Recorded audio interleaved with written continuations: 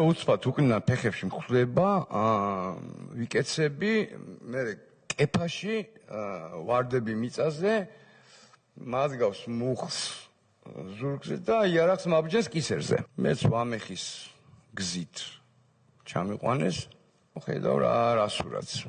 ვამეხი მუხლებზე გდია, ნაცემიც მინახია, ყველაფერი, ეგეთი არაფერი მინახია რა.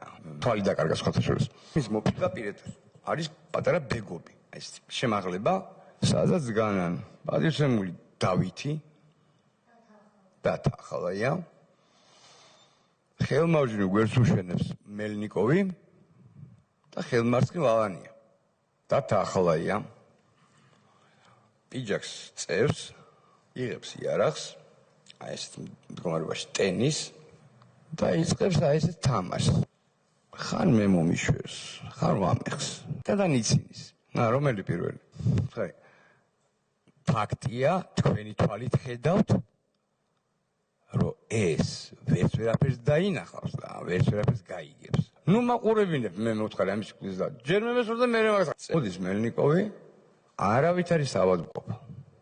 გაფრთხილებას გვაძლევს. არავით არის პოლიცია.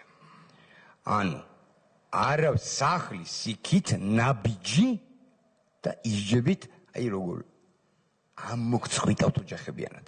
და მიდის. და მოკლედ რამოდენიმე ხანში ჩერდება 3 ასაკიანი მამაკაცი და მიმიყვანეს ტაბიძეზე. ქალბატონი მზია და ვამეხის ჩვენი კიდევ ერთი მეგობარი თავდაცვაში მუშაობს. მოვიდნენ, ვამეხი რო დაინახა, იქვე ჩაიგეცა. დედამ შვილი ვერიც რო ისეთ დღეში იყო.